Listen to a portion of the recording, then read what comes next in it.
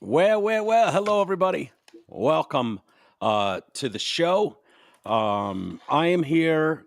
Garrett is here. Hello, Garrett. Howdy. And 3G joins us on a rather historic day. Let me do one of these reads really quick.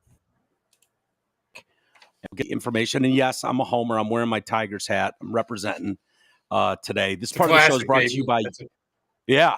Your insurance expert. Are you paying too much for health insurance? Are you uninsured? Health insurance can be confusing. Nick Matthews from Your Insurance Expert is an expert in health insurance, life insurance, and Medicare supplements, so you don't have to be. Call Nick at 248-914-1173. Call Nick Matthews at 248-914-1173.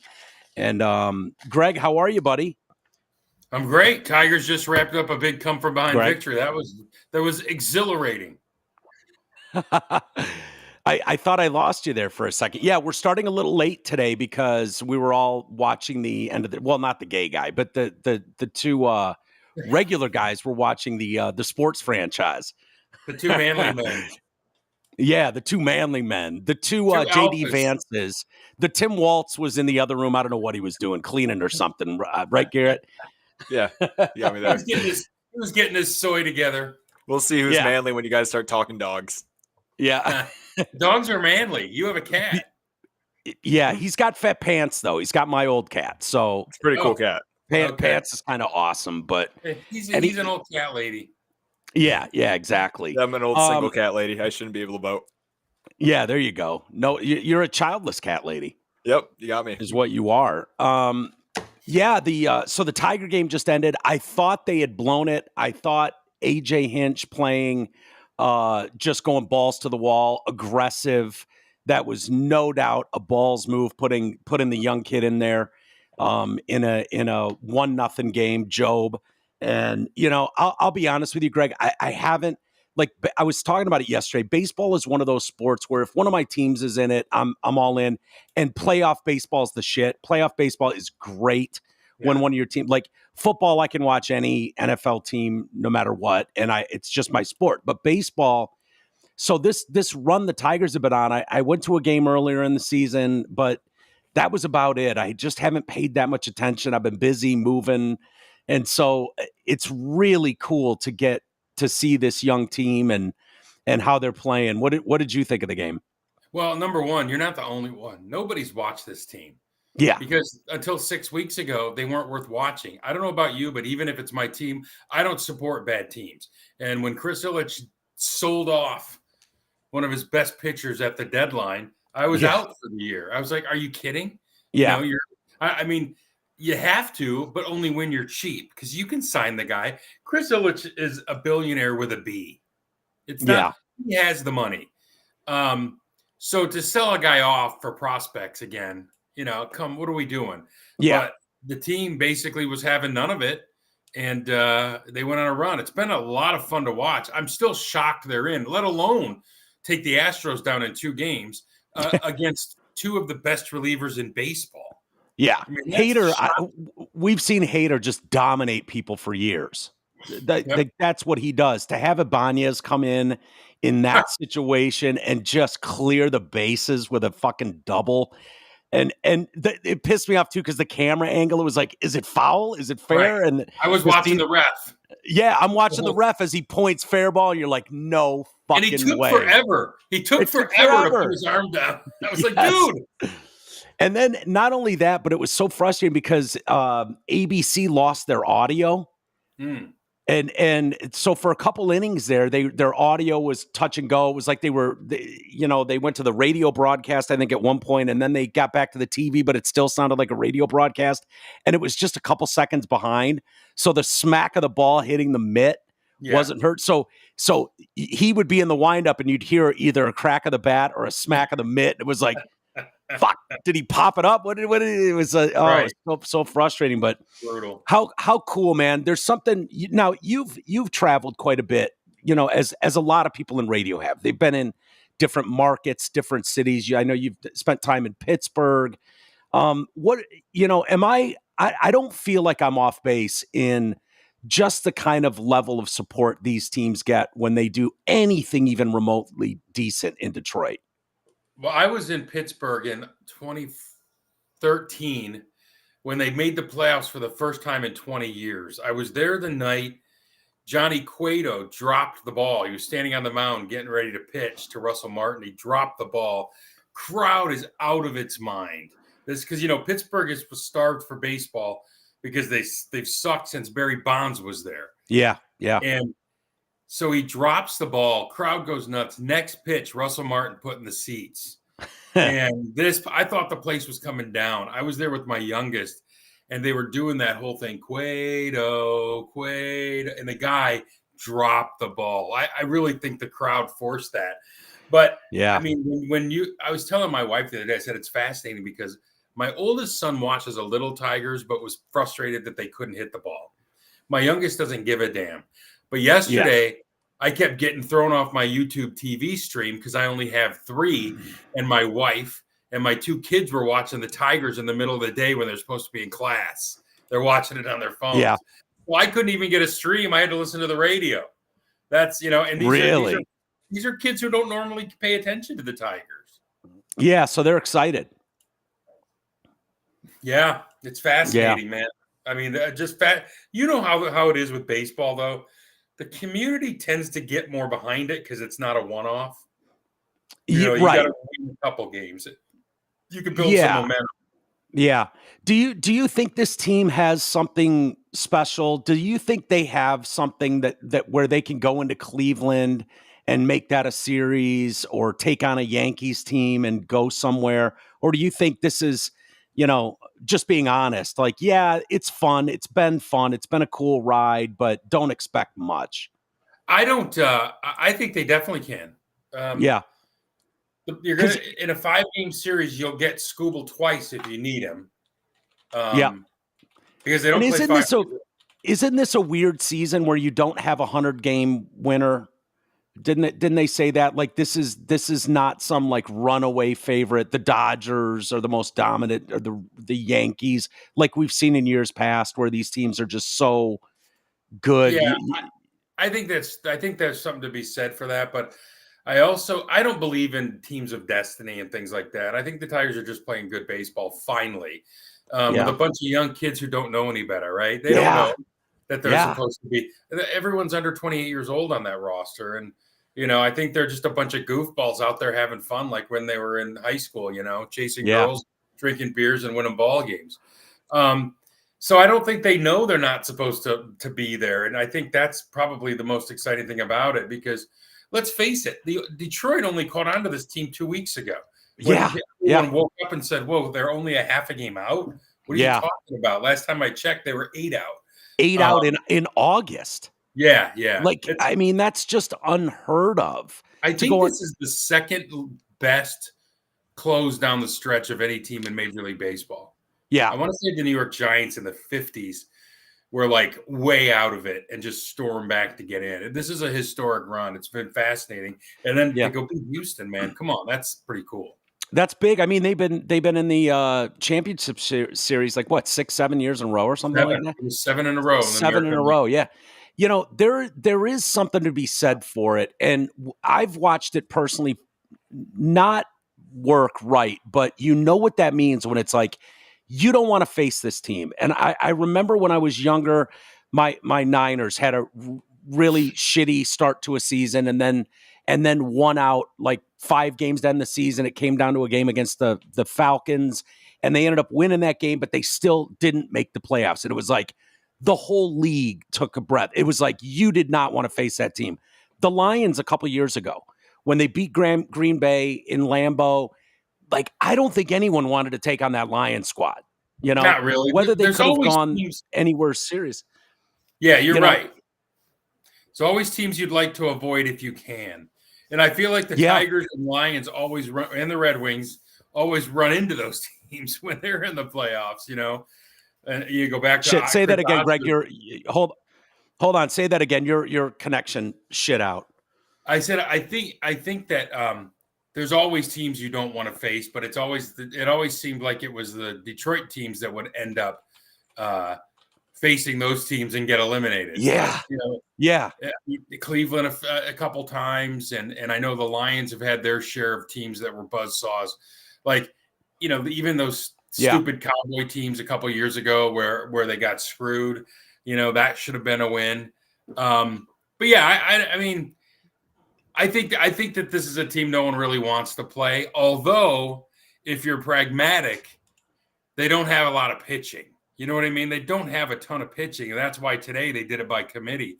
I wonder who tomorrow would have been if they hadn't won today. Would it have been Mize, or would it have been the guy's name's? I'll think of it. Yeah, it would have been the other guy, right? Yeah, they'd mentioned. See, I just don't. Dude, I got to be honest. They've been a peripheral watch and listen all year. Yeah, exactly. No, I feel kind of stupid. It's funny. I've been texting with Drew the last 2 days during these games, and he's naming off players. This guy's got to go yard, and this, and I'm like, yeah, I wish I knew who that was. He's a baseball numbmeat, though. He loves baseball. Yeah, I mean, that's his thing. That's his baby. Is baseball. Yeah, and that's for cool. Sure. I mean, I didn't know he didn't like that he liked dudes, but okay. Yeah, I don't know how much longer this sport stays around. I mean, they're trying to speed it up and make it more interesting. It's just I don't know. I keep saying it. There's something about playoff baseball when you have a team in it, and you just never know when you're going to get hot at the right time. A pitcher's going to connect, and it can go anyway. You can. It's like a hot goalie in the playoffs in hockey that can just take a team that doesn't really, stack up salary wise, average wise, and can carry them a long way. And it's, I think we all thought AJ Hinch was a good coach, a really good coach. And I think you're right that this team doesn't know, like they're so youngest team in baseball. Right. And it's just like, fuck it. We're not supposed to be here anyways. Let's go ruin some people's days. I think Reese Olson's would have started tomorrow. That's the third guy, I think. Yeah. But the problem with the Tigers, they have tons of pitching, but they don't have tons of proven pitching. Like there's the Astros should have won this series in 3 games. They should have won today. Yeah. Because they had the better pitching on the mound, and they should have had a game 3 at home and won. But the Tigers got to them today late. I mean, that was pretty dramatic stuff in the 8th inning. Huge. Yeah, did you write it off in the 7th when they gave up when they put Job in? Do you actually? Let me ask you this: what do you think the story would have been like had they lost this game 2-1? Hinch would have gotten a lot of heat for putting Job in the game. Although I didn't hate it because he's as good as any. He's just inexperienced, and I don't think he bombed. He just wasn't perfect. And when you're playing, I mean, the Altuve thing was. He should have that pop-up that was fouled. It wasn't like he got a hold of one. You know what I mean? Yeah. So I don't know. I think he would have got crushed for it. But I don't know, when you're going with a pitching by committee in game 2, that's kind of what you got to expect. Yeah. Yeah. It's crazy, man. It's fun to watch. I'm assuming you watched the Lions on Monday night. That was that team's different when the bright lights are on, aren't they? They just are. I can't figure out if that defense is really a problem, is suspect, or if they just played a pretty damn good Seattle team offensively. You look at the weapons they have. Geno Smith is playing out his ass. He really is. I wouldn't have thought that 3 years ago, but he's fine. Walker is a problem. Their receiving core is really strong. Yeah. I didn't have a huge problem with the defense. There were a couple breakdowns, things that seem fixable, but they definitely do lack depth on defense. And you got to make. Everyone wants to get on Terry and Arnold, but I like it too, man. Make it. I don't care if you get a PI or 2, whatever. You're a rookie. Yeah. And I think, honestly, in this league, I don't know if they target guys or they kind of, go after guys like, oh, he's got a bunch of them. And they kind of pile on. Yep. Some of those calls were kind of like, dude, like, I get it. You got a hand on a guy's jersey or shoulder. Like, yeah, you got a hand on some guy's back. You can throw the flag, but you can literally do that on every play in the game. You can't. It's only a problem if you got your hand on another guy's crank. Yeah, right. That's when it's a problem. Garrett would disagree. Yeah, Garrett's got a real problem with that. Garrett's eyes lit up. Garrett finally woke up. He's like, "What? Hands on guys' Garrett's dicks? like, What? You're talking sports games and cranks? Woo! All right. He's awake. He just got a jolt, dude. Yeah. He wants Lion season tickets now. Yep. Dude, Goff, I thought was absolutely unbelievable. 18 of 18, 13 of 13 to start the week before in Arizona. Like, incredible. And those were not bullshit throws. Those were not dink and dunk throws. Like, some of those throws were absolute. I can't get over the one to Jameson. Like, he had to hold that ball in a collapsing pocket, wait for that to clear, wait for him to come clean across the middle, and then throw a rope to him. Beautiful. Well, I think he finished the Arizona game 5 for 5. So he's 23 of 23 in his last 23 throws, and he's got more touchdown receptions than incompletions. Yeah. In his last 5 quarters. He's crazy. Pretty good. I think the problem early on with them is when you're good enough not to play your starters in the preseason, it's going to take a game or two to get these guys timing down and get it right. That's what I thought the problem was for the first 3 games was then played live football in a month. Yeah. So. I think the same thing. And honestly, we all know that these games in September just fucking win. Doesn't matter if it's ugly. Doesn't matter if you blow people out. Doesn't matter if you win in overtime. Doesn't matter if you win 3-0. Just win. Just stack wins. It's all, and 3-1 quarter of the way in. I'm fine with that. Well, and that's a great point because when you and I when we talk at the end of the year, it always turns out to be, damn, if they'd have just won that Seattle game, they'd won the NFC championship, or they'd host the NFC championship game. Yep. So we don't have to say that so far. I mean, what's the loss of the second game? Tampa? Was it Tampa? Yeah. That sucked. Yeah. But it's good to follow that up with a win against Seattle. You want to win those conference games. Tampa hopefully will fade away with Baker Mayfield. But if they don't, because you want to drag them back to Ford Field again. You don't want to have to go down there.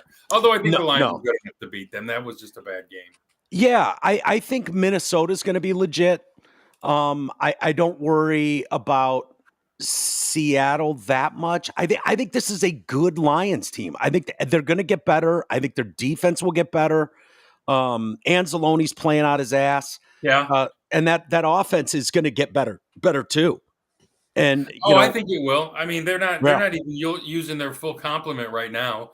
No, they need to get the ball to Williams more. Laporta's still only very lightly involved in the offense. Yep. You know what though? If they can continue to just pound the football, with those running backs, I love those 2 guys running the ball. I mean, they're just good. Dude, how fun are they to watch?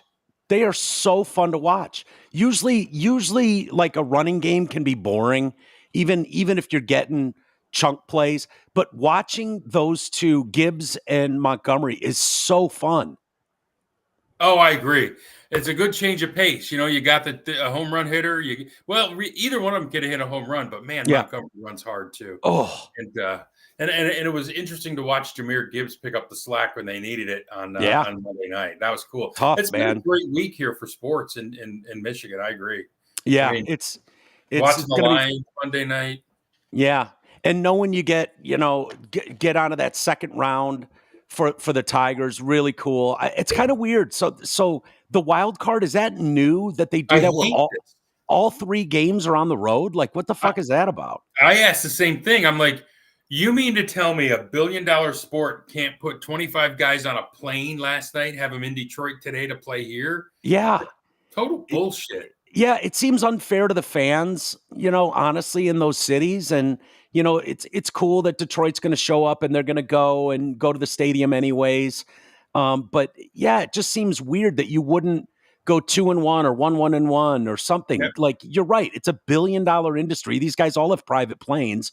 You're talking about a 3-hour flight. Like, what's the big deal? Why wouldn't you give that to Detroit fans? I mean, any of the other wild cards. This is so stupid, and it's so tight too.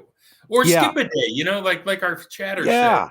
Yeah. Skip a goddamn day and fly him back. I mean, come on. It's so totally. Stupid. They do it for every other sport. Skip a day and travel. I mean, that's no big deal. None. Yep. Yeah, it's crazy. It doesn't matter now because they've gone on to the second round, Cleveland, so it'll be a short travel no matter what. Tough team. I wish I knew more about them. I don't, but I believe they're the 2 seed, and Yeah, we're they're obviously good. the I mean, 6. they So, won the division. yeah. But the division was pretty packed in tight. I think the Tigers were like 6 games when it all said and done, maybe more because they lost the last 2. When the season was in doubt, I think the Tigers had pulled to win 6 games at Cleveland. And if I'm not mistaken, I think they handled Cleveland a couple times. They played them this year late. Yeah. I'd have to go back and look, but yeah. Well, it's going to be fun, man. It's exciting It is. when your teams are doing well. I think for young kids in Detroit, they'll get fired up for this. You know, it's really hard to get behind a sport when your team is just a dog.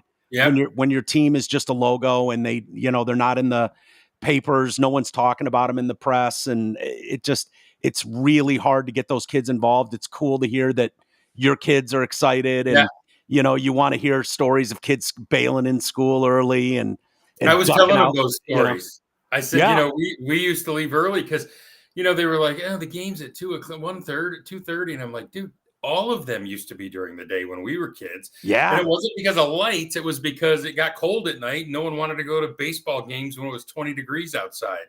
Yeah. But I said, if you are a fan of baseball history at all, you watch all the stories of kids skipping school or leaving school early. Yeah.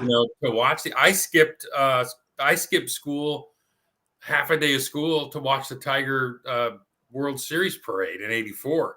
Yeah. Me and my buddies all piled into one of our buddies' house and watched it. Yeah. I mean, there were so many stories back before the riots in the 60s and whatnot. The generation before that, they would all bus into the city. It was safer, and they'd bus into the city, go to those games. Yep. Being a bleacher creature, who can forget that as a kid? It's the best, man. What do they used to say? Eat F you, eat shit. What did they say? Because remember, chanting. They were. It was taste great, less filling.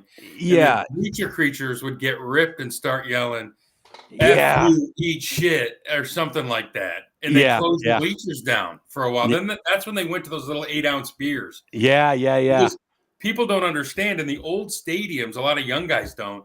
You were sectioned off by what ticket you paid for. If you were a bleacher guy, you were penned in the bleachers. Yeah. If you had reserve seats, you could not get into the grandstands. If you had grandstands, there were guys there with like Uzis. Yeah. And not letting you into your section. Yeah. And dude, as a kid, it was the greatest thing in the world to be in the bleachers for those games, because that's where the fun was. That's where the blue collar super fan guy taking his shirt off and kicking around the beach balls and getting shit faced. Yeah, and that's fist fights. The bleachers were a hot mess, man. Yeah. They were a hot mess. But what a riot. $5. It was a $5 ticket. Yeah, exactly. It was where they stuffed all of us when we went on safety patrol day in elementary school. Right. You know what I mean? It was like, just stick them all in the $5 cheap seats, and we'd have a blast. It was amazing. Funny. On days like that, you could always hear all the little kids yelling, "We want to hit!" over the radio when you'd listen. And I'm like, oh, really? Give a bunch of freebies to little pricks today. Yeah. The little bat, the little wooden bat they'd give you. Which they stopped doing that. Yeah. Now if they do it, it's when you're leaving the stadium. Yeah. Now they'll give you a fucking cheap hat or something. Yeah. They don't want you to have a baton to beat the shit out of people. Yeah, you can't have a fucking projectile anymore. Yeah. We ruined all the fun. Yeah, it's funny, man. Some of those stadiums, like Old Tiger Stadium, I'm sure you've been to Wrigley. And, doing the Drew and Mike show, obviously Drew, we would make trips to Chicago and you wanted to sit in the bleachers. Yeah. That's where you wanted to be in Wrigley. You didn't want to be behind home plate. It was like, I remember we went there for a series and it was like, oh man, I'm sitting 3 rows behind the dugout. This sucks. And you could see everybody up there in the fucking in the bleachers having the time of their lives. It's like and those turned into the expensive seats. Well, it's funny. My first trip to Wrigley, I was so hungover. I was in row 2, right behind the dugout. Yeah, we were so hungover. We went all the way to the top of the stadium to get out of the sun. It was so miserable. Yeah. And then we're like, my buddy and I were like, this was the weekend before we started the Fan. I went to Chicago Memorial Weekend. Yeah, before I started working at the Fan. Did you know you were starting in a week? Yeah, I knew I was starting. This was pre-planned, and I'm like, cool. I'll start the week I get back. So I went, and then we got on we left the game early, hung over because we were out on Rush Street the night before blowing our brains out. Sure. And we get on the subway, the L, and some dude goes, "Oh, does Willie Banks still have his perfect game?" I said, "Are you shitting me?" Oh my God. We didn't even notice we were so miserable. That's hilarious. We had the best seats in the house, and we just wanted to leave. Yeah. So fun. Well, I know I've only got you for like 45 minutes because oysters always takes precedent. It's more fun than anything we could do here, Greg. And I totally understand. Believe me, if Cece needs me, I'm gone. So well, she just needs to get to the park before it gets dark. Yeah, no, that's fine. But I did want to talk. I'm sure you watched the debate last night. I know you. Did you have any takeaways from the debate? Yeah. JD Vance is brilliant. Yeah. He's got a great temperament. Walz did better than I thought he would. Yeah, me too. I thought he might shit himself early. He was so nervous on the first question. Oh, he was dying. Yeah. He was dying. But I'm telling you, Vance was methodical in his takedown of those two moderators and of Walz and Kamala Harris. And I really liked the fact that we weren't just calling each other dumbasses, which I love when Trump does it. I get a kick out of it, but it's nice to know that Vance could be so surgical in his takedown. I mean, I was stunned. Although this should tell you all you need to know about what you read in the media. They've tried hard to portray him as some nutbag, out of touch idiot, weird. The guy is a great story, man. Yeah, this kid's mom was a crackhead. Yeah, dude, it was amazing. The Facebook post I saw that you commented on, where was it? I might even be able to find it. Where John Cryer commented. Yes. I mean, that tells you everything you need to know. And I don't know if you have it there, but someone had put a Facebook post out saying JD Vance is the bully, the rich kid or bully, the rich kid that you just want to punch at school, blah blah blah. No, in every John, what's the guy who produced those movies? In every John Hughes movie in the 90s or what, 80s. Yeah, and I'm like, fuck you, Ducky. What's wrong with you? Yeah, and John Cryer's like, I can confirm, as if like you have to be so. I mean, stupid or ill-informed, or you got to be a liar, Yeah, and I don't put it past these people that they're like, hey, I get my news from MSNBC, and they would never. This is the problem, and I'll tell you, this is exactly why the reports were coming out days ago about Tim Walz being extremely nervous. Yes, because he knows, like. It's very telling. And if you were surprised by, say, Biden's performance in the debate, you were the mark. You fell for it because some of us weren't at all surprised. So when the whole country freaked out, like, oh my God, what happened to Joe Biden? It was like, no, it's just been covered up. You haven't been able to see it because you haven't been told by the people you follow what's really going on. And you were told by Joe Scarborough that he was as sharp as ever a month before the debate. Exactly. Kamala Harris was telling us every day how, whatever, or Karine Jean-Pierre, he's running circles around us. We can barely keep up with him. She said that. And so these people were getting that information, and then they saw him at the debate and were like, oh shit. And it was like, some of us have been trying to warn you for 4 fucking years what was going on with this guy. But someone ran cover for them. So my thought is, Tim Walz knew that naked on a debate stage, even with moderator, help, it was going to be 90 minutes of, there was going to be no cover of, this guy's weird. Isn't he weird? He knew he was going up against a Yale fucking educated litigator who was not weird and who has a great backstory because they know the truth. He's not dumb enough. The backstory is amazing of this guy. If my kids, after what I've done to them, turn out that well, I would be thrilled because man, that kid turned his whole family tree around. It's incredible. And the sad thing is, it's exactly what people talk about all the time when they talk about, hey, this is the one country on earth where you can do that. It's hard and you got to work hard and pull yourself up by the bootstraps. Like that dude, born in abstract fucking poverty in Appalachia, raised by a grandmother, one parent, mom's a junkie, like to put himself through the military. Like, think about how strong of a human being you need to be to not just end up, just a shitbag in life. Give up. Yeah. I mean, you got to think that's a situation that we've seen from a lot of people where it's like, no one's paying attention to what you're doing. You don't have a strict curfew and family meals every night, someone checking your homework. And so you're kind of raised by wolves. You're raised by yourself.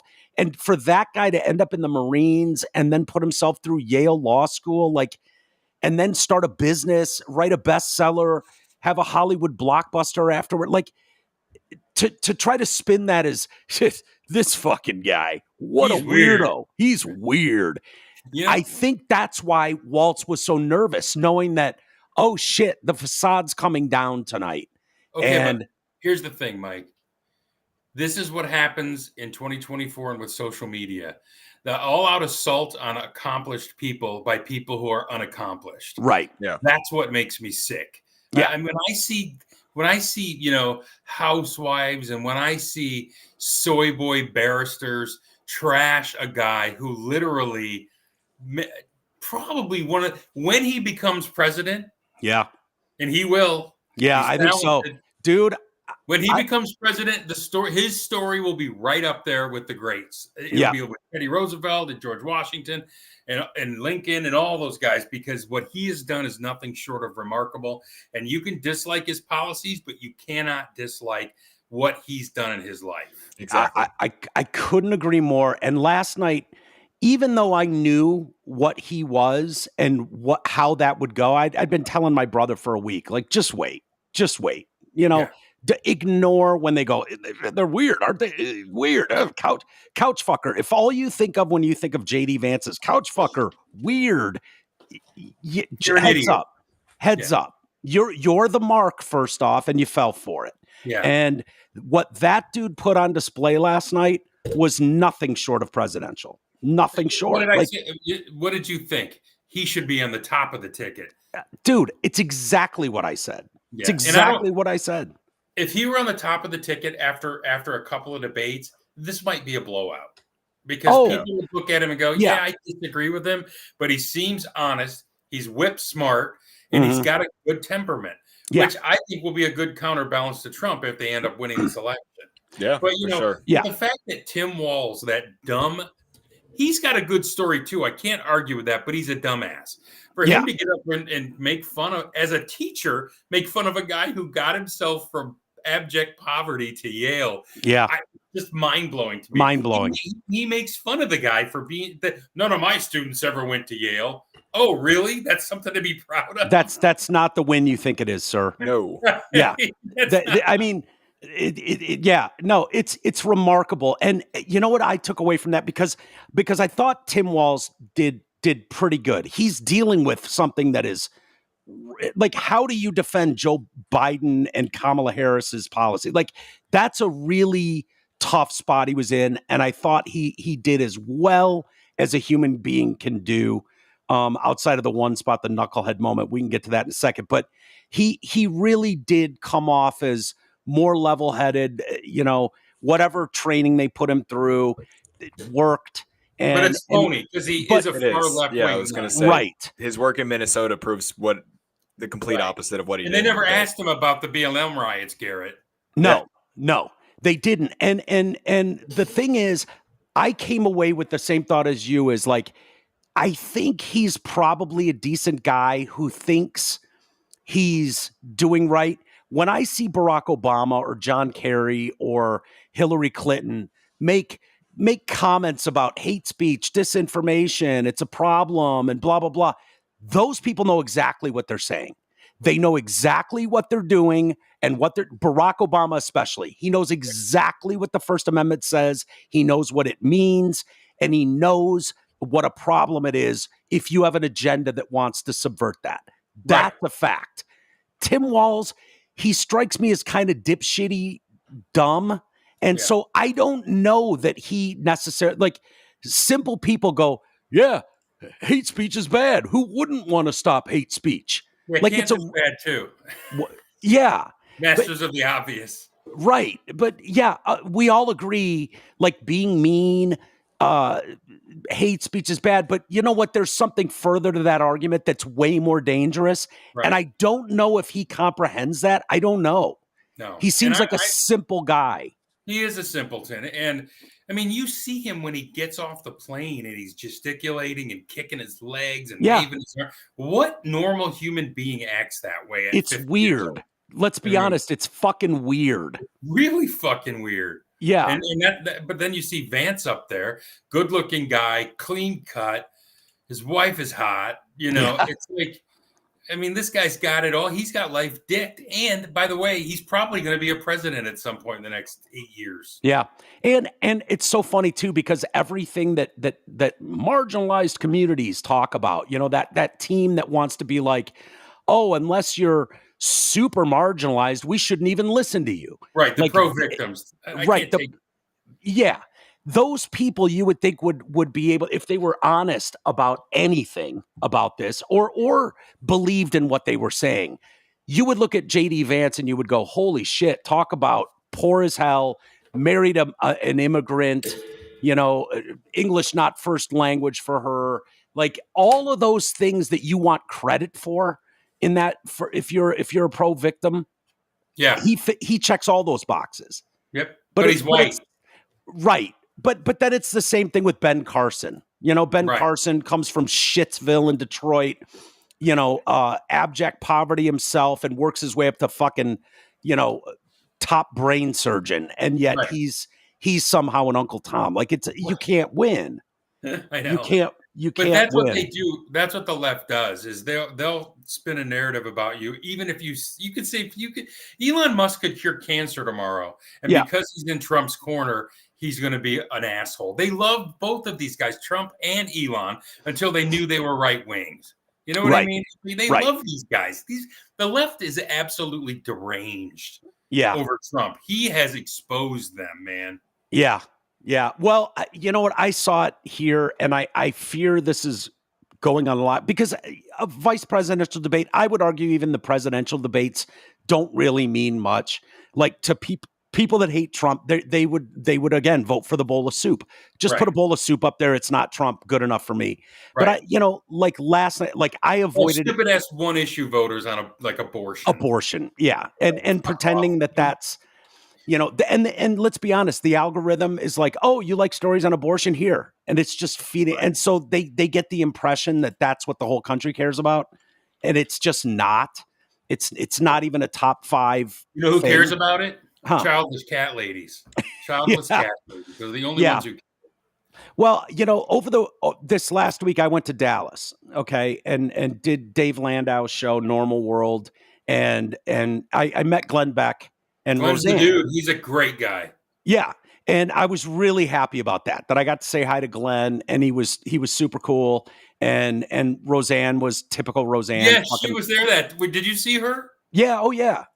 Yeah. I saw both of them, and she's hilarious, dude. Because her you're in the hallway with him was spectacular. Was great. It was fantastic. I listened to it, and so when I got home, I you know, the warden asked me how Dallas was. I said it was great, and I said I met Glenn Beck, and she immediately just went, "Isn't he that fucking insane, racist, sexist, blah blah blah blah blah?" And I was just like, okay.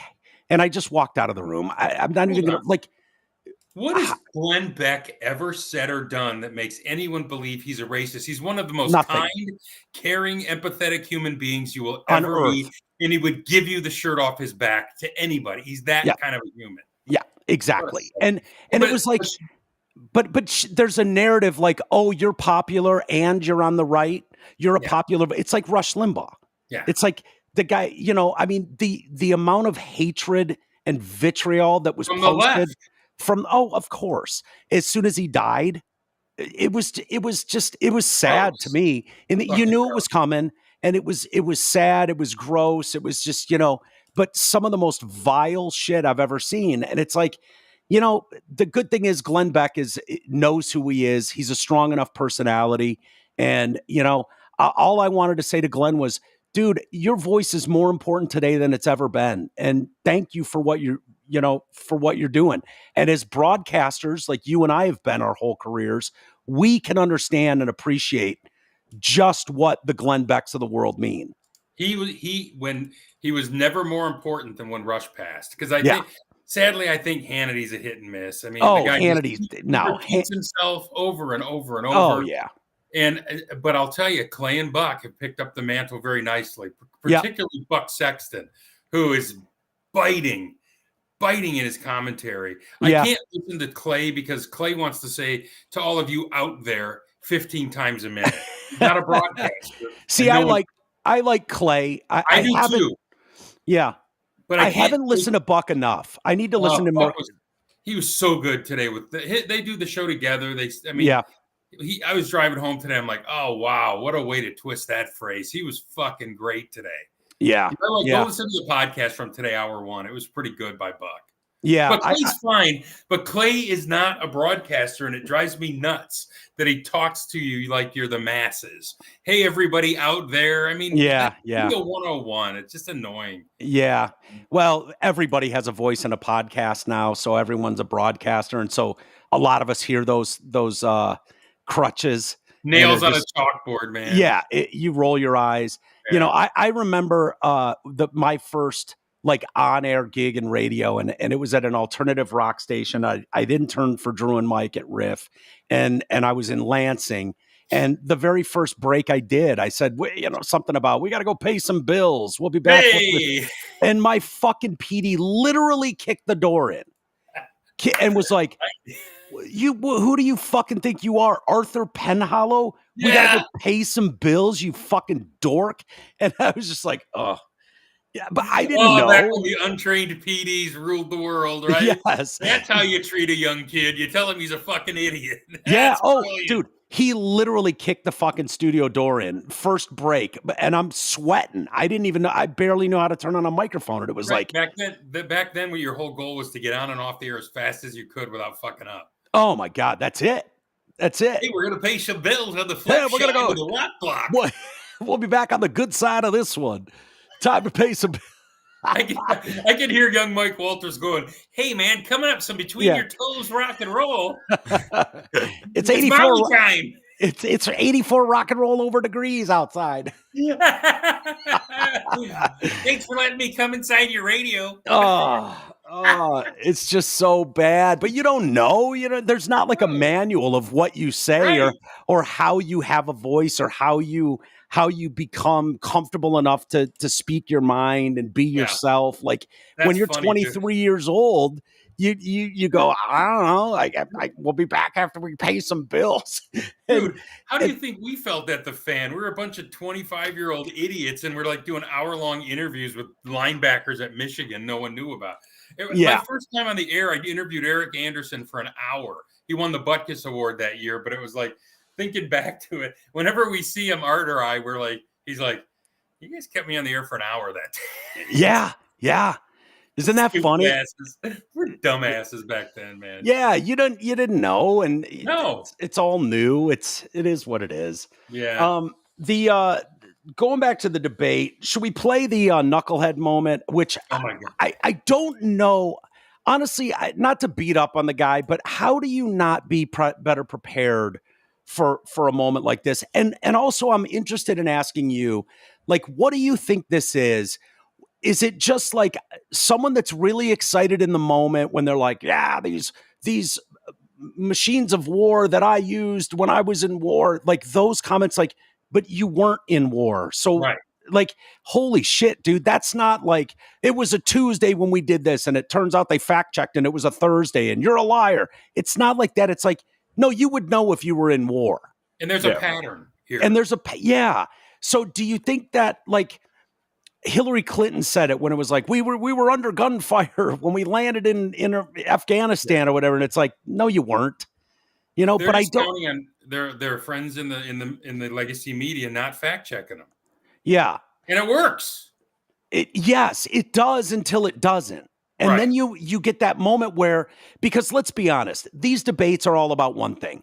Like, you're not changing a lot of votes. The VP debate doesn't really matter anyways. People know what they're doing, especially right now. Right. But you're looking for a soundbite. You're looking for a meme. You're looking for someone made a face and now it's a meme.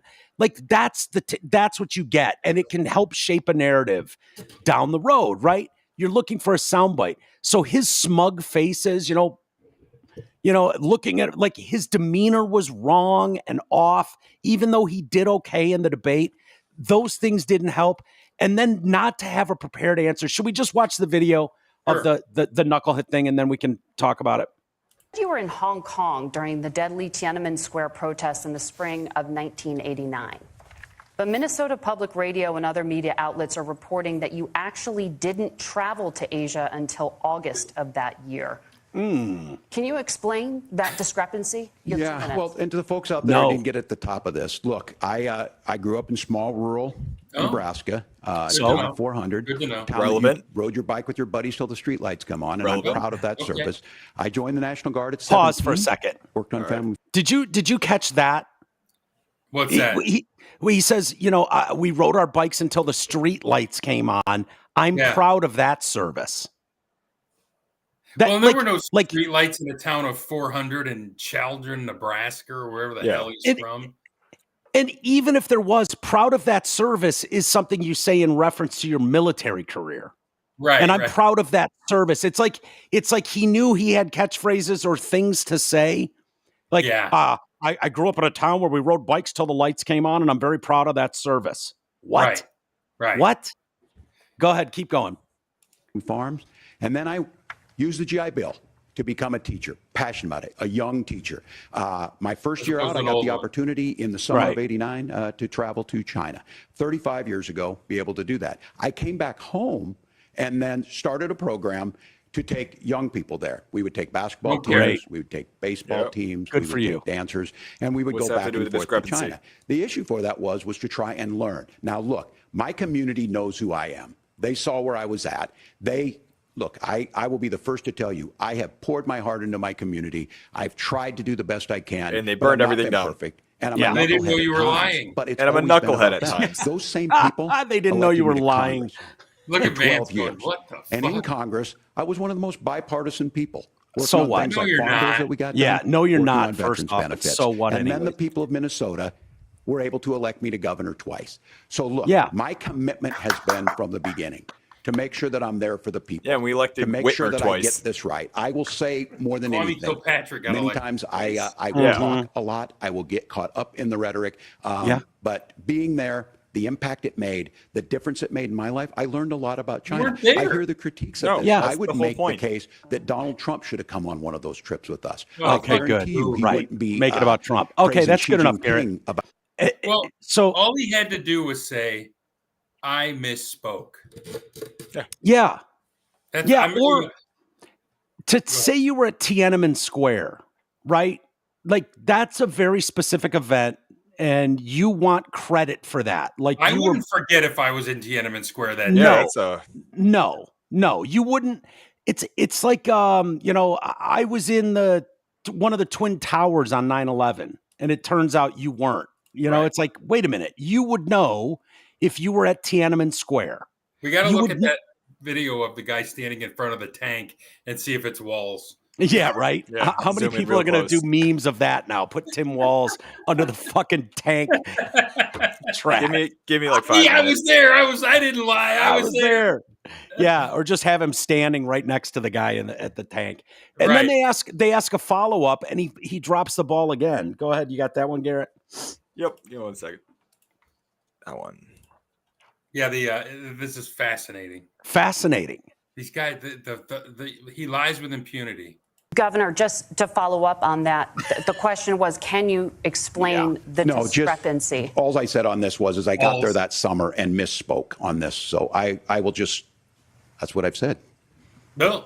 Yeah. Okay. So I was in Hong Kong and China during the democracy protests, went in. And from that, I learned a lot of what needed to be in governance. Yeah. Thanks, Mr. Furley. Thank you, Governor. Dude, hilarious. Like, do you think that's on purpose? Do you think do you think there was more to that he was thinking, or? No, I think he's dumb. I think you had a clear IQ difference between these two debaters. Yeah. And all I could think of last night was, goddamn Joe Biden for denying us a Kamala getting eaten alive by JD Vance. Because then she couldn't do this. Yeah.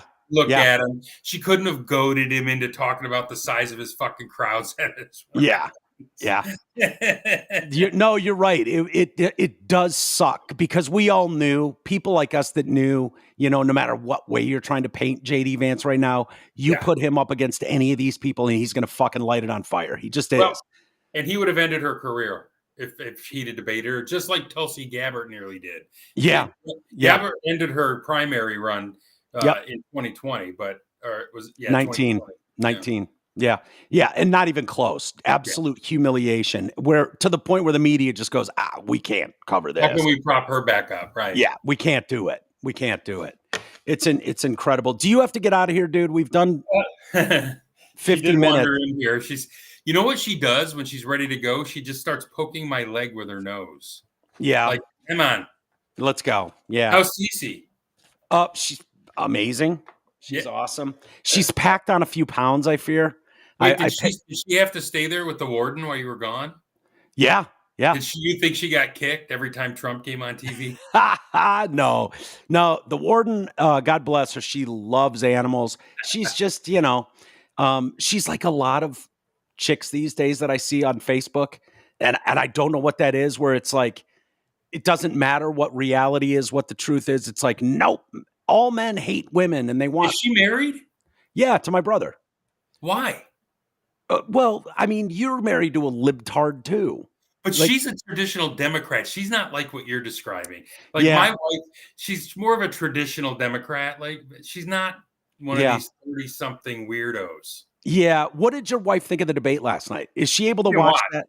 She didn't watch. Does she not care, or? No, she doesn't. She's still going to vote for Harris no matter what. She doesn't care. She's a one-issue voter. She's going to vote on abortion. Yeah. I looked at her and I said, you have a fucking master's degree. Do you think you should look a little deeper? Yeah. My body, my choice. I said, unless you're giving me a vaccine I don't want, right? Right. Yeah, that argument kind of fell apart on its face. It's just, it is what it is. I do have another story I want to do, but okay. We lost another good one, man. John Amos died. One of my favorite blaxploitation actors ever. Yeah.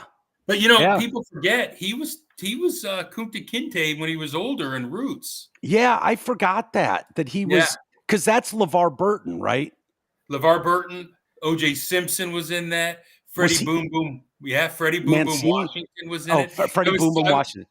I said today they emptied the closet on black actors to do Roots because there weren't that many in Hollywood at the time that were. Lou Gossett Jr. was in it. Wow. I mean, that was a who's who. And then all the bad guys were lovable TV dads, like the guy who played John Walton. Yeah. The Brady Bunch dad was a slave owner. I mean, it's fascinating. Really? Yeah, I think they all want. He was Master Reynolds. Oh, shit. Who owned Kizzy, I think, and impregnated Kizzy to make Chicken George. Who was really Ben Vereen, yeah. Yeah, Ben Vereen. Yeah. See, I always think of John, obviously, from was it Good Times? Yeah. Oh, my favorite. Yep. Yeah, which was great. So they put out a statement, which I thought was a poor choice of words. Yeah, he died in August, but his son just put out a statement this week, and I thought it was a poor choice of words. Did you see the statement? No, I'm just laughing because they're probably collecting. He says his son wrote, "It is." What's that? What'd you say? Probably collecting his pension since August. Yeah, right. He was milking it for a couple more months. Yeah. No, he said, It is with heartfelt sadness that I share with you that my father has transitioned. And I was like, Uh-oh. at first I was like, Hold well, on. that's a little honest. I mean, he's bummed his dad's transition. It would be with heartfelt sadness if my dad transitioned too. We lost a dad, but we gained a mom. It seemed like I think I know what he meant, transition onto the next life. Yeah, probably. right. He went over Rainbow Bridge. Right. But in this day and age, like in the last 5 years, I don't think it's good. I think John would be like, oh, fuck, son. Really? You told the world I transitioned? What's the matter with you? Holy shit. That's funny. Hey, He was yeah. Yeah. Go ahead. No, go ahead. I was going to say we also lost Chris Christopherson. Chris Christopherson. Yeah. I didn't realize he was the original author of Me and Bobby McGee. All right, here's the story. Two things. Number one, Okay. only he has a better, more accomplished story than JD Vance. You know he was a Rhodes Scholar, No. Army Ranger, helicopter pilot, Academy Award winner, award-winning songwriter. The guy was amazing. Yeah. When Bobby McGee, he gave the song To Janice? to Janis Joplin, and then he Yep. started banging her. Really? Yeah, he Poor was guy. banging her for a while.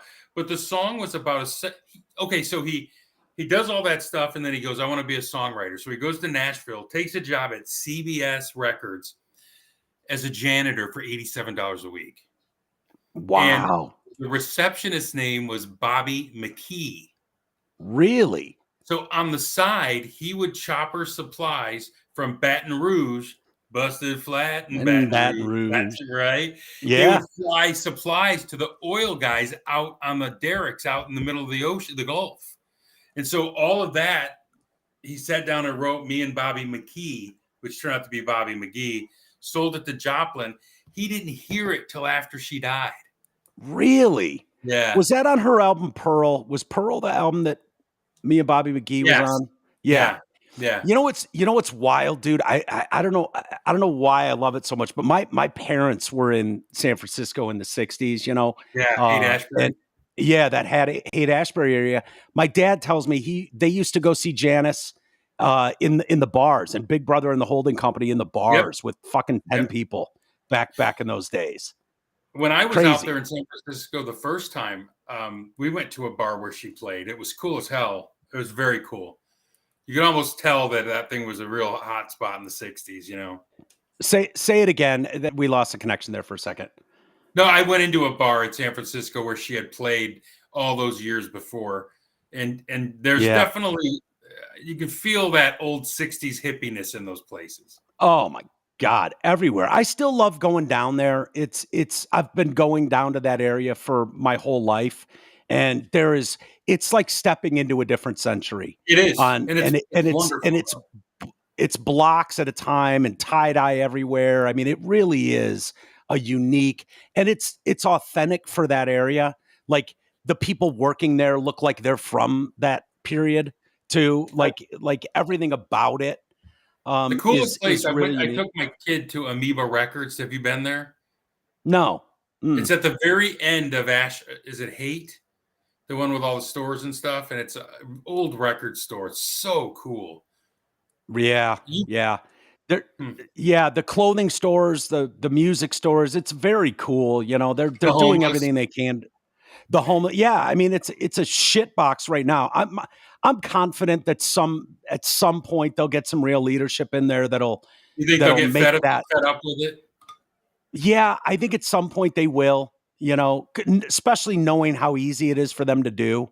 Gavin proved that a couple of years ago when Xi Jinping came to town, how easy it was to clean that area up. So I think they will. And you know what? My parents still have a house there. And, their neighbors, the people that walk around the blocks and stuff, they're all really it up too. I'm losing you guys. You froze up a little. Yep. You're back. Yeah. So I was saying, like, in that neighborhood where my parents are, when they know all the neighbors and stuff, those people that are classic liberals are super fed up too. Like Right. they're all not. Democrats. Yeah. Yeah. But they're not happy about this at all. They're not happy that their city's been captured and is taken over by, the worst of society, and nobody seems to care. And they're not going to be told that they're bigots or, whatever, if they don't just fall in line and love it. So there's a lot of people in that Northern California area that are not cool with this leadership at all. So no, you should, and you shouldn't, and they're not buying it anymore. So how much are you getting from your parents' house when they kick? Oh God, dude, it's absurd what those prices You're going to be rich, dude. No, unfortunately, I have a fucking brother and sister, so I'm only a third as rich as I should be. That's still rich with a California house like that. Come on. Dude, it's shocking. Like you'll walk out to the mailbox and there'll be a handwritten note in there from someone like, "I'll give you $2 million cash," in the mailbox. But where are you going to go? For a shit box, for a fucking 1,000 square foot something. Like, it's common in those neighborhoods. House sold for $750,000 over asking. Yeah. Like, insane. Now, are they going to destroy it enough that those values don't hold? I don't know. Could they do that? Maybe. Who knows? It's nuts though. It's crazy what's going on, and we'll see. But yeah, going back really quick to John Amos. His son goes on. He was a man with the kindest heart and a heart of gold. He was loved the world over. Many considered him their TV father. He goes on to say, our documentary about his life and journey as an actor, America's Dad. I feel like he couldn't have taken the America's Dad claim as a black man, if not for the serious level of raping that Bill did. Yeah, I mean, Bill had a lock on America's Dad in the black community, did he not? Yes. I mean, for real. I tell you though, I loved Good Times, man. Yeah. My favorite line James. Or when he would go, "Damn, Florida." When James would say, because Florida Evans was the mom. And James would always be like, "Damn, Florida. Calm down, baby." Yeah. Yeah.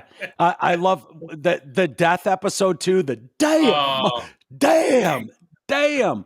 It was a powerful episode. It was. But dude, when you it feels like, I don't know what's going on, but Pete Rose dropped dead this week. Dikembe Mutombo, James Earl Jones just died. Chris Christopherson, Tito Jackson, Dick Simmons Shannon Doherty recently died. Was an older woman. Maggie Smith. Maggie Smith, yeah. Yeah. And then Frank Fritz, for people that were fans of American Pickers. I mean, that was a good show. He just died at 60 or something, 58, whatever he was. I don't know what's going on, but I'm interested in your thought on Pete Rose. I liked Pete. He was what he was, man. He was just a low rent. He didn't have any vices other than bitches and gambling, man. Didn't do drugs, didn't drink. Should have been in the Hall of Fame, but the left-wing nuts kept him out.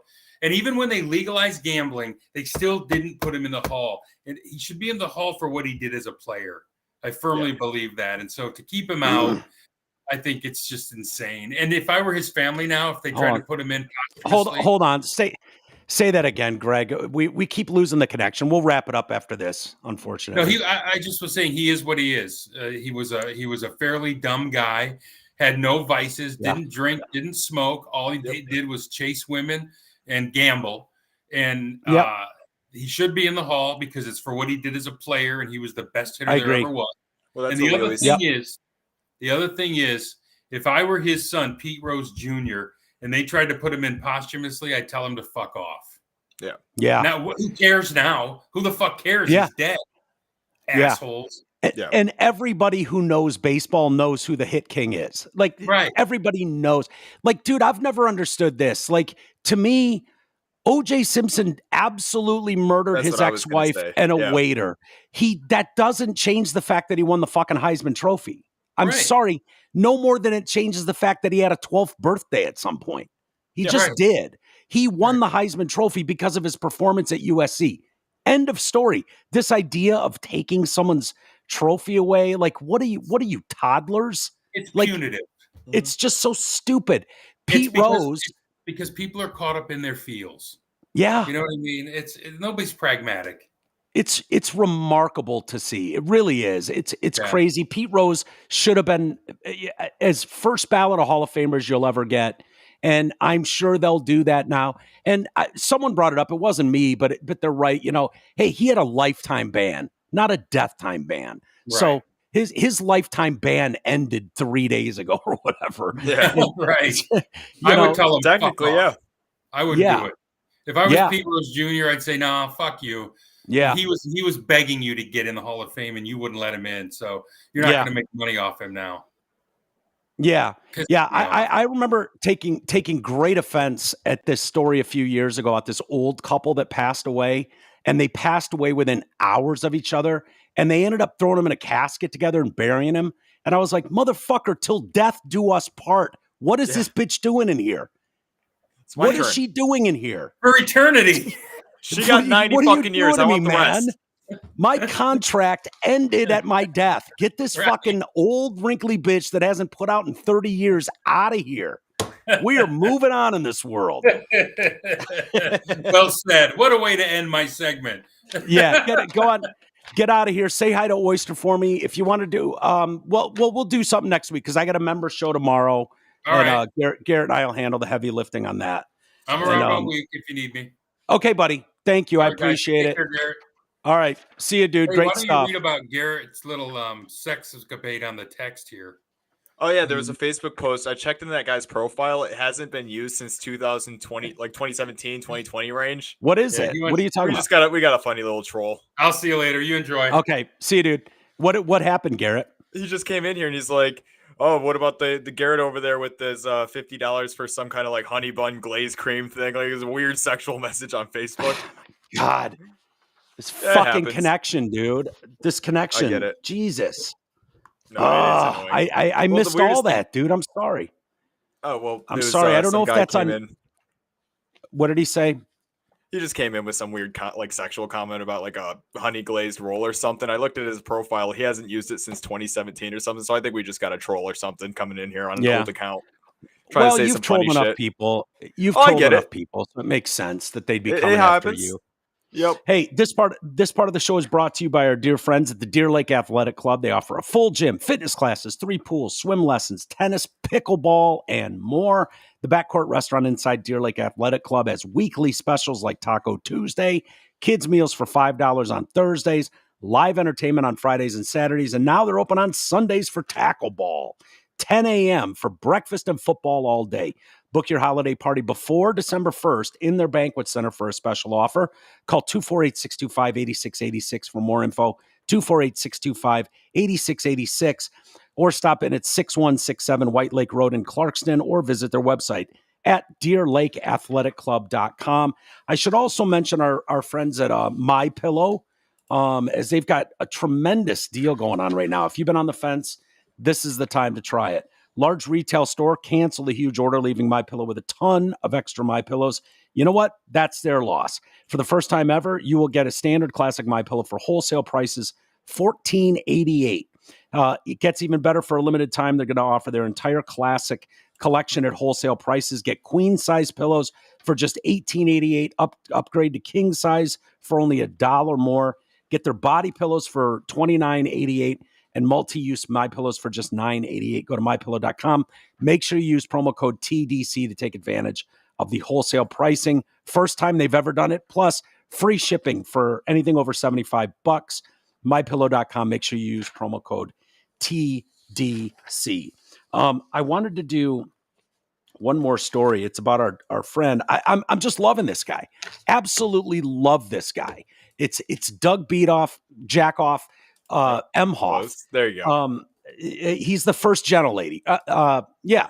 No, wait. He's Something the like second. He's currently the second gentle lady. Yes. He's vying to be the first gentle lady. The more I read about this guy, because they try to tell me what a pussy he is. They've taken his man card. He's like, I am woman, hear me roar now. But then he's against toxic masculinity, but then he does the most toxic masculine thing you can possibly do.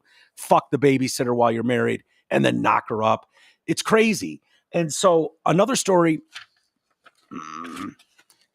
You still there, Garrett? I think we lost the connection for a second. I don't want people to miss out on this story because Doug Beatoff is quickly becoming my favorite person in politics. The more I read about him, the more I'm intrigued, the more I want him to make a movie about Mr. Beatoff, Jackoff, Emhoff, the first gentle lady. He apparently smacked some bitch years ago. Oh, boy. Yeah. So he doesn't just bang babies. So this guy's toxic masculinity was on such a Hall of Fame level. He was smacking bitches.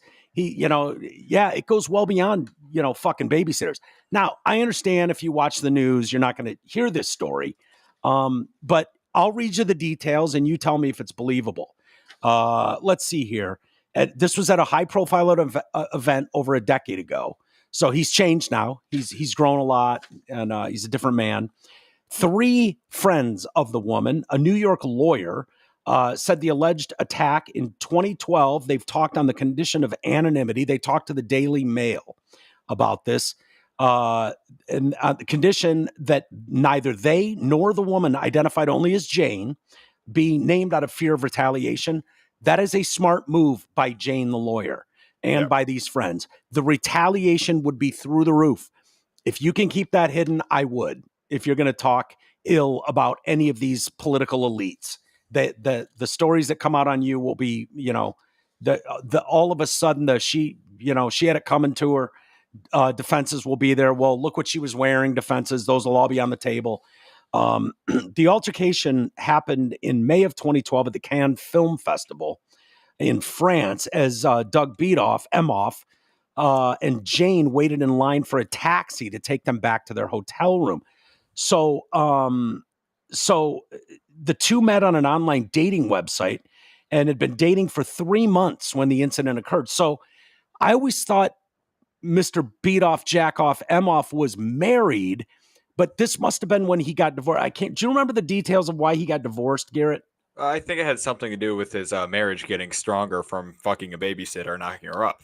Oh, yeah, that's right. I almost forgot about that. So his marriage got stronger and then he got a divorce. Right.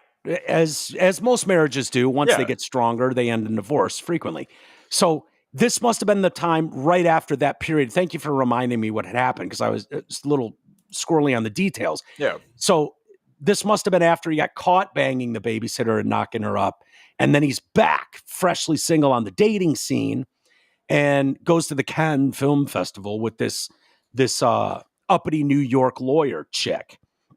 The friends provided the publication with photos of the two together, travel documents, and emails that they say confirm the two were in a relationship and attended the event together.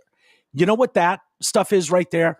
That is more credible evidence than you ever had against someone like Brett Kavanaugh. Yeah.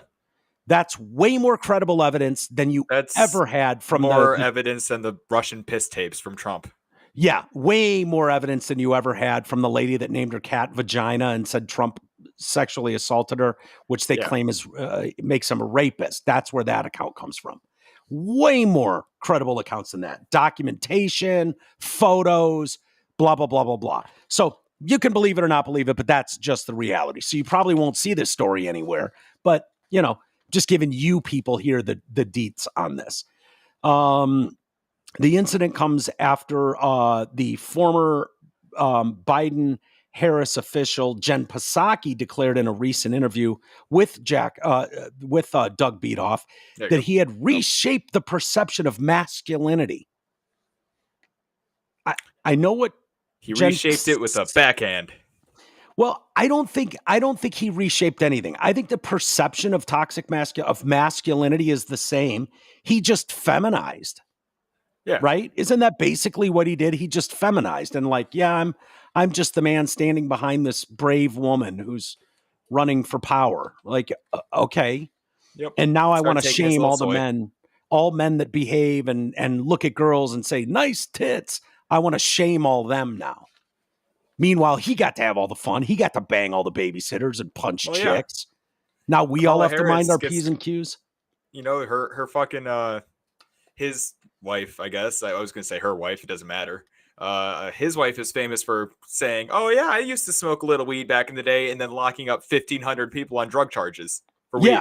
Yeah, I remember that. Black people and brown people. Oh, black people too, yeah. Mostly. And then hold them Mostly. past their sentencing so they could do free labor for the state of California. They call that slave labor. I would call it slave labor, but they were getting minimum wages. No, a court had to twice order her to release them. Yes. But her argument, which I thought was a fair argument, was we need them to serve as firefighters for our fire department here. And so we don't want to pay them. We'd rather the slaves help fight these fires. And if you release them on time, then we don't get our free fire department. Yep. You'd see what she did there, but some people took issue with that. The first person who Jane told about the alleged assault was one of her male friends. So she got the tickets to the Cannes Film Festival from wealthy friends and decided to take Doug Emhoff as her plus one. The first person she told about the assault was one of her male friends who was a top New York businessman who got a call from her moments after the attack happened. It was hard to hear her because she was sobbing. She told me she was with a guy and he hit her. It was very clear what she was telling me. She said she was with a guy, her date. She was at the Cannes Film Festival and he hit her. She was in the car with the guy at the time. He did not know how to respond and wasn't sure if he needed to call the police in France. It was something like 3:00 in the morning. They were trying to get out of there. They both had been drinking. There was a gigantic line for taxis. And so she went up to one of the valet guys, offered him 100 euros or whatever to get to the front of the line. This is tremendous detail in account. When you're talking about credibility, this is a lot of detail in one of these stories. She told me she put her hand on his shoulder, the valet guy. Doug, Jackoff, Beatoff, Emhoff, thought she was flirting and came over and slapped her. She slapped him back. My impression is that he had a lot to drink, as toxic men are known to do. Yeah. Put him down, get a little shit-faced. It happens. I can't say I've ever smacked a girl, but, No, I have yet to smack a woman.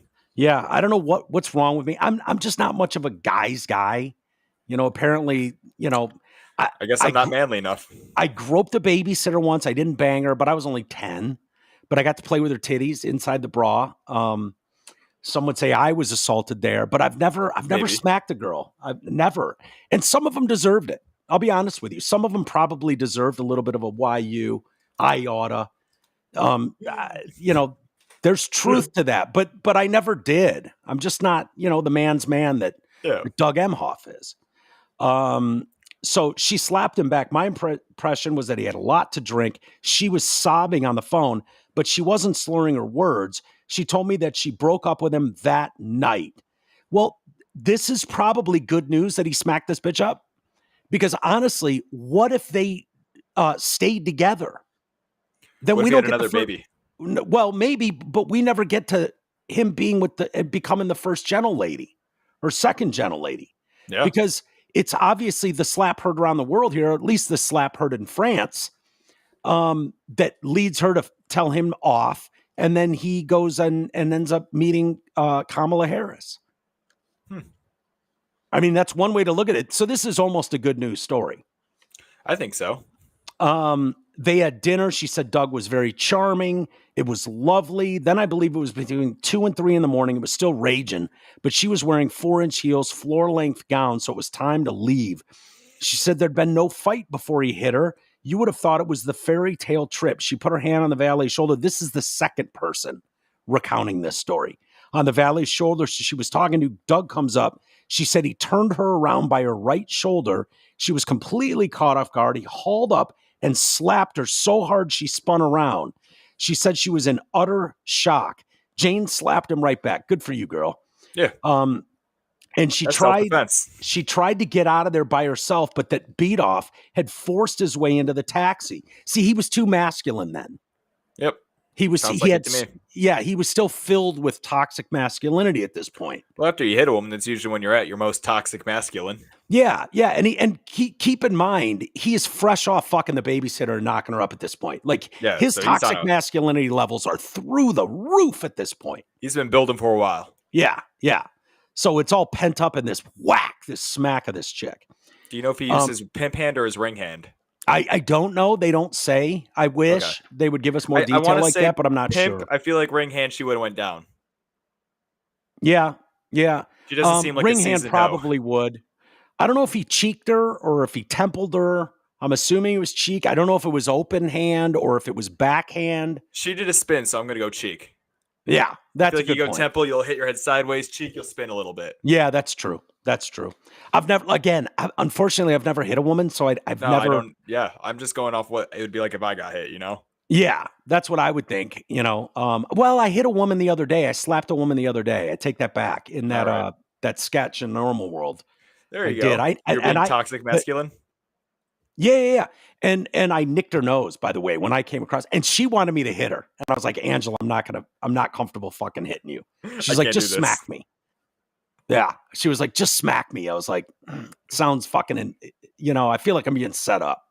Yeah. It's like, anyway, I didn't sign anything before this. I think we should get some paperwork before I do that. And they're filming it. Yeah. I've seen people get taken down for lesser acts.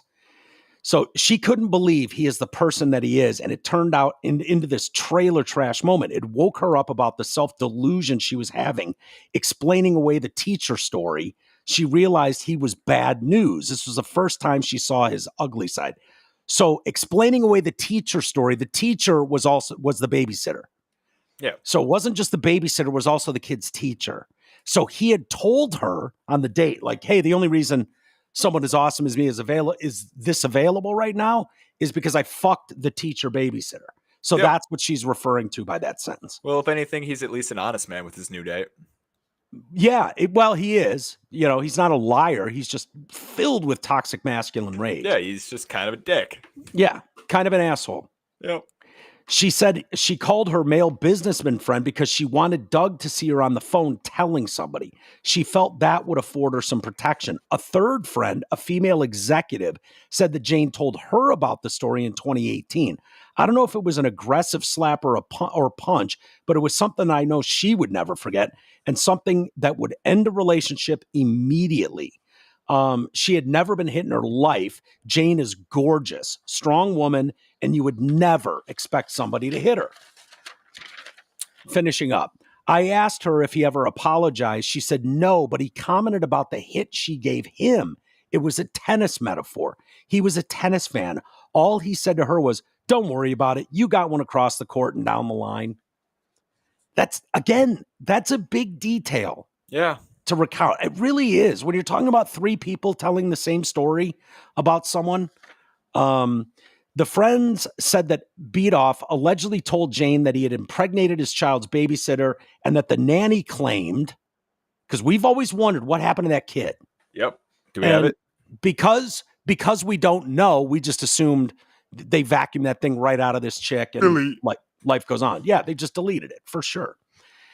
According to the nanny, Emhoff was so aggressive with her, shouting and yelling to a degree that she lost the baby. Wow, he deleted that in-house. Yeah, he did. It sounds like. Now, didn't know you could yell a baby out of a woman. Is that true? I don't know. I have no idea if that's true. It maybe I gotta go yell at some pregnant women and test some theories. And what is he screaming about to her? Like, how dare you let me come in you and now you claim you're pregnant? Like what are you yelling at her for? And I don't know what he's screaming at her for. Yeah. But again, this is at a time when Doug was at his most toxic masculine. Keep that in mind. The female executive said that she and Jane were both Democrats, and she felt the public needed to know about Doug Emhoff, given the possibility that his wife could end up becoming president. He's holding himself out to be something he absolutely is not, and that's bullshit. Good. Jane was always leaning Democratic. I have always voted Democrat. If anything, I would like to tell a story on the other side, but this is the truth. He's a really bad guy. To hold him out as a supporter of women is disgusting. Yep. I don't know. I wasn't there. Sounds like a lot more details than you would ever hear. So just to put it in context, the larger point that is being made here. Think about the media running with stories on people they don't like, whose politics they don't agree with. Yeah. Think about how much they just run with it. Doesn't matter how reckless the story is. Doesn't matter where the story came from. Doesn't matter if it was illegally obtained through, stolen emails. None of that matters. None of that matters to the New York Times, the Washington Post, any of the legacy media outlets out there. They run with it. As long as the mark is Brett Kavanaugh, Donald Trump, they don't give a shit. They don't care if it's even true, right? Couch fucker story, got legs, got oxygen, right? What were you saying, Garrett? No, I was saying exactly. It doesn't matter if the story's true or not. If they just say it enough and get all their little people on the same narrative, that's the narrative. Right. So one thing that all those stories don't have, like whether it's Trump's a racist or he's whatever, or the Brett Kavanaugh ones were really bad. The fucking weirdo chick that named her cat Vagine and claimed Trump assaulted her. Yeah. And he might have even used the just look at her defense, which is a strong defense. It really is. It works. Yeah, that like those people's stories all changed all the time. They didn't have any specifics. It was just like they didn't seem like proper vetting was done on any of those stories, but it fit the narrative that these people run with in our disgusting media, and they have no shame. It's like this furthers our agenda of getting people across the finish line that we want. This story I just read you includes tremendous amounts of detail from multiple witnesses and people that are historically on your side who are like, this is bullshit. Now, do I think that should hinder Kamala Harris? Not really. No, I mean, Doug Beatoff is never going to be president. He's not running for president. He's just the guy that's banging her now. Yeah. But, my problem with Doug Beatoff is not that he's a man and he, cheated on his wife or hooked up with someone he shouldn't. I've done that. Yeah, it's the lies. It's the lies of the media. It's the lies of the media, but more importantly with Doug, if you behave like that, you don't then get to sit on national TV and lecture us about toxic masculinity. Exactly. You don't get to be. It's the same problem I had with, Aerosmith wants to perform, but they don't want to serve alcohol anymore because they can't handle their fucking alcohol. So none of you 50,000 people can have a drink either. It's like, go fuck yourself, dude. You were known as the Toxic Twins, you and Joe Perry. You guys were fucking heroined out and drunk and coked up every fucking night for 20 years. Now, responsible adults can't have a beer in your fucking general presence? No, that's bullshit. Stop it.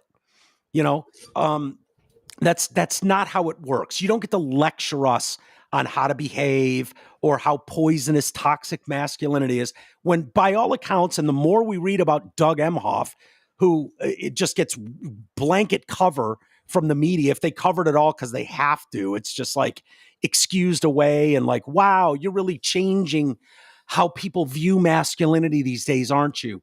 No, why don't Jen Psaki, next time you get him on, why don't you ask him about Jane here?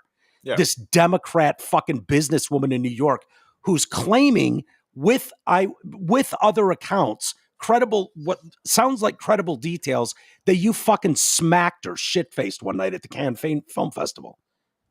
I think that's a story worth telling. Yeah. I think that speaks volumes about someone.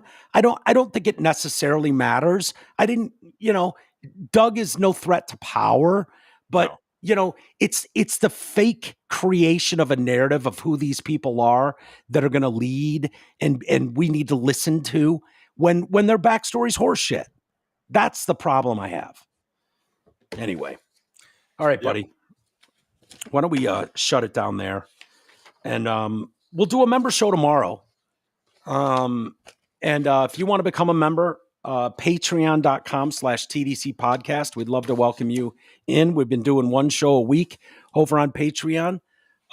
Sign up for exclusive content. There's hours and hours and hours of content there from Drew and Mike Pause, where I go through best of Drew and Mike stuff and give my input on what was going on during certain interviews. Whatever we may be doing. Some of it is absolutely fucking hilarious. And I might have some Drew Lane news coming up shortly as well. So that could be really cool. I don't want to say anything now, but and I mentioned that you wanted to meet him with your dad and for all the fans too. I will be at that WATP show October 25th. Drew Lane should be up there on stage with the guys from that show. Yeah. He mentioned just come find him and he'll remember you and say hi or something like that. I said, yeah, him and his dad and maybe Marina wanted to meet you and blah blah blah. I can't remember exactly what he said, but he's aware you're going to be there. So awesome. That's all. Yeah. So, but yeah, I'm talking about something unrelated with Drew, and I'll let you know when I can. But we'll kill it there for today. Send your emails. I won't bother. I've got a couple, but we'll hold them. Walters@DetroitCast.com. Love to hear from you, and thank you, Garrett. And I will see you tomorrow, buddy. All righty.